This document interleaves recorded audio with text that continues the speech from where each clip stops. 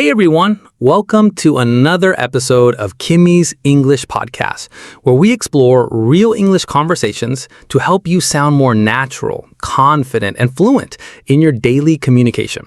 I'm your host, Rony, and I'm truly excited to dive into today's topic. And I'm Kimi. Thank you so much for joining us. Whether you're sitting in traffic, walking in the park, or relaxing at home, this podcast is your friendly guide to practical English. Today, we're going to explore one of the most relatable and useful topics for learners at any level, which is talking about your family in English. Exactly, Kimi. Talking about family is something that comes up in nearly every kind of conversation, whether you're introducing yourself to a new colleague, making small talk with classmates, or chatting with someone you just met at a party. Before we jump into full sentences and expressions, let's begin by reviewing some of the most essential vocabulary words that describe our family members. These are words you will use again and again. Absolutely. When speaking about your immediate family, you'll want to know the basics. Father or dad, the man who raised you, mother or mom, the woman who raised you, brother, a male sibling, sister, a female sibling, grandfather or grandpa, your father's or mother's father, grandmother or grandma, your father's or mother's mother, uncle, your mom or dad's brother, and your mom or dad's sister, cousin, the children of your uncle or aunt, son and daughter, if you are a parent, these are your children, husband and wife, your married partner. That's a great list, Rony. And remember, in real conversations, people often use short or casual versions like dad instead of father or mom instead of mother. So be ready to hear both formal and informal terms. Now let's take those words and learn how to use them naturally in full expressive sentences when someone asks you about your family. For example, if someone says, "Tell me about your family," you can respond with something like, "I come from a relatively small but very close family. I live with my parents and my younger sister who just started college last year. My father works as an engineer and my mother runs a small business from home." That's a wonderful example, Kimi. Here's another one. My family is quite large and very lively. I have 3 older brothers and 1 younger sister, and we all live in the same neighborhood, so we spent a lot of time together during the weekends and holidays. These kinds of responses not only show your vocabulary, but also give your listeners a glimpse into your personal life, which makes conversations feel more genuine and warm. Now, let's move on to some everyday phrases you can use when describing your relationships with your family members.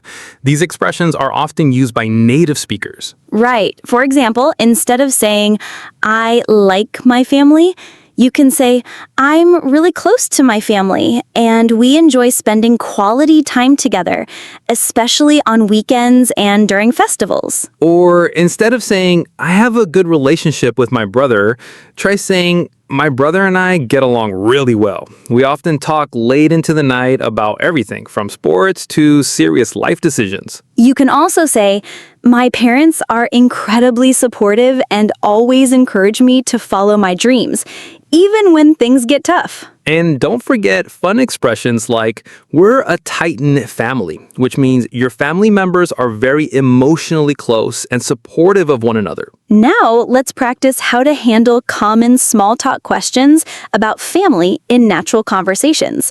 I'll ask the questions, and Rony, you'll answer them.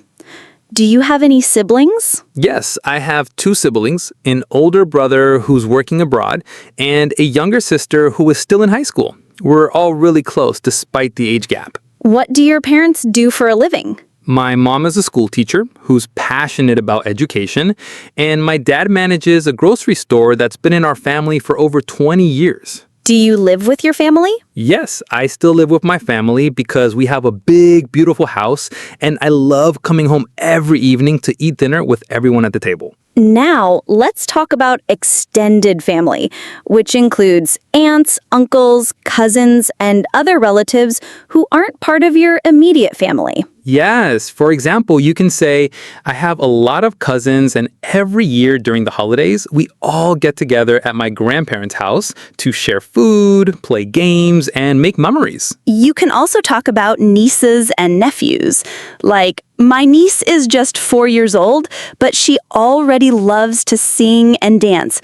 I absolutely adore spending time with her. And when you're married, your spouse's family becomes your in-laws. Like, my mother-in-law is an amazing cook, and she always prepares special dishes whenever we visit her. Now let's quickly review how to use possessive forms when talking about family members. To make a possessive form, simply add s to a name or use a possessive adjective like my, his, her, or their.